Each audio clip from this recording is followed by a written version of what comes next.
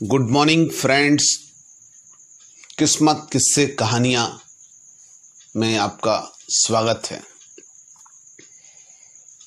मैं जमशेद सिंह कपूर हमेशा की तरह गुरुद्वारा महान गुरु नानक साहब गोल्फ लिंक साउथ दिल्ली में लंगर सेवा कर रहा था। मुझे तयशुदा समय के हिसाब से मनमीत सिंह ढिल्लों पंजाबी बाग नई दिल्ली से मिलने आए। मैं उनके साथ में गुरुद्वारा महान गुरु नानक साहब गोल्फ लिंक साउथ दिल्ली के बगल में जो मेरा ज्योतिष नाम का बंगला था, वहां जाकर काउंसलिंग रूम में कॉफी पीते हुए डिस्कस करने लगा। मनमीत सिंह ढिल्लों ने मुझे बताया कि उनका बेटा टैलेंटेड होने के साथ में हर चीज में अपने आप को मास्टर समझता है। उसकी कुंडली देखने के बाद में मुझे समझ में आया कि गुरु जो है वो 90वें स्थान पर बैठा है। उसमें अक्सर होता यह है कि जुपिटर के 9th हाउस में होने से व्यक्ति को बहुत सारी विद्वत्ता आती है, पर वो अपने आप को मास्टर समझने लगता है। यानी यह समझ लीजिए कि 10वीं पास व्यक्ति ये समझने लगता है कि मैंने PhD कर ली है और मैं लोगों को पढ़ा सकता हूं, और वो पढ़ाने में इंटरेस्टेड हो जाता है, अपना ज्ञान बांटने में इंटरेस्टेड हो जाता है, और वो गहराई में नहीं जाता। जब आदमी पढ़ाने लगता है तो आदमी खुद को मास्टर समझने लगता है, तो मास्टर समझने वाला आदमी सीख नहीं पाता। जबकि वो विद्यार्थी समझने लगे खुद को तो ज़्यादा सीख पाएगा, तो खुद को बहुत ज़्यादा ज्ञान होने की स्थिति में पाता है। और इस कारण से वो बहुत परेशान थे। एक बहुत होशियार बच्चे को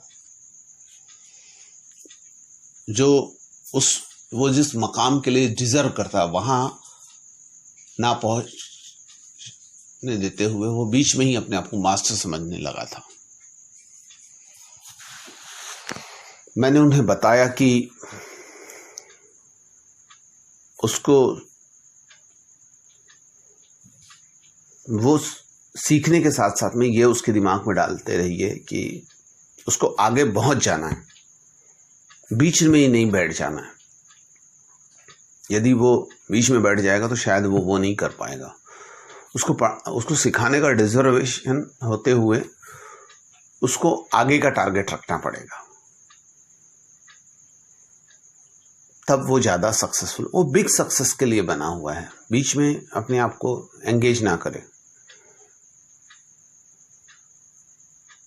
बेहतर संवाद के लिए वो अपने आप को मास्टर ना समझे, बेहतर संवाद के लिए वो अपने आप को श्रोता बनाए।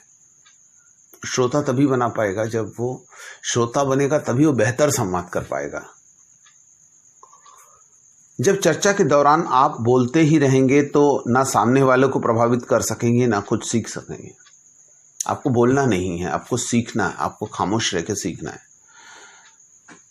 आप चाहे तो नौकरी के लिए इंटरव्यू देने जा रहे हो, या नियोक्ता के रूप में किसी का इंटरव्यू देने, अथवा एक संगठनकर्ता के रूप में लोगों को संबोधित या प्रेरित करने, आप इन तीनों कामों में चाहे कोई काम कर रहे हो, एक योग्यता अन्य सभी योग्यताओं यानी प्रतिभा बुद्धि के आकर्षण के लिए सबसे महत्वपूर्ण होती है, वह है सुनने की योग्यता।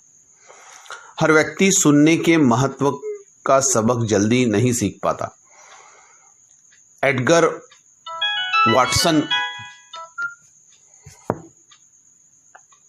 होवे ने एक मजाक में कहा था कि कोई व्यक्ति आपकी बात नहीं सुनेगा अगर वह यह जानता हो कि बोलने का असली बारी उसकी है। कोई भी व्यक्ति अगर ये सोचेगा कि मैं बहुत विद्वान हूं तो वो पढ़ नहीं पाएगा। गुरु के 90वें स्थान में होने से यह होता है। दुर्भाग्य से ज्यादातर लोग बातें सुनने के बजाय बोलने की मौके तलाशते रहते हैं। उन्होंने श्रोता बनना चाहिए।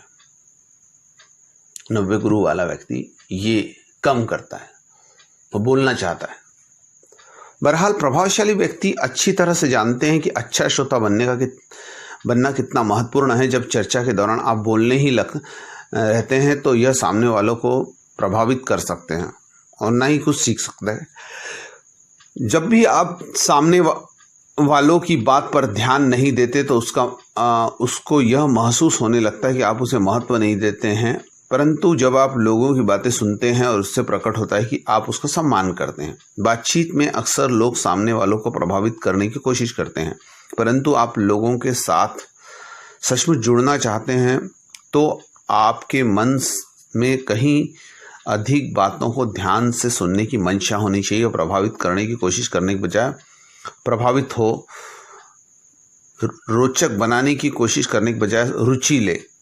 इमर्सन ने स्वीकार किया था कि जिस व्यक्ति से भी मैं मिलता हूं वह किसी न किसी मामले में मुझसे श्रेष्ठ होता है और मैं उससे कुछ सीख सकता हूं। इस बात को याद रखें और सुने। सफल संवाद की प्रक्रिया अपने आप शुरू हो जाती है।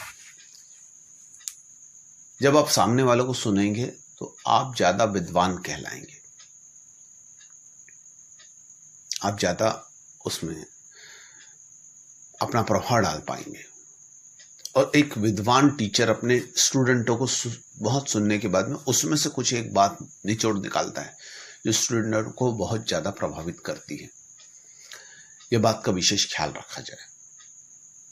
और यदि 90 गुरु वाला व्यक्ति यह करता है तो वह ज़्यादा मात्रा में प्रभावित होता है, ज़्यादा विद्वान हो सकता है।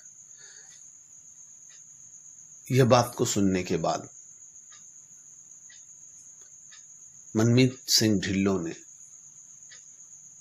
आगे क्या समझाना है अपने बच्चों को वो समझ गए और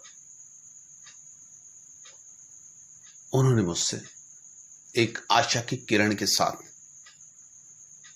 विदा ली। धन्यवाद।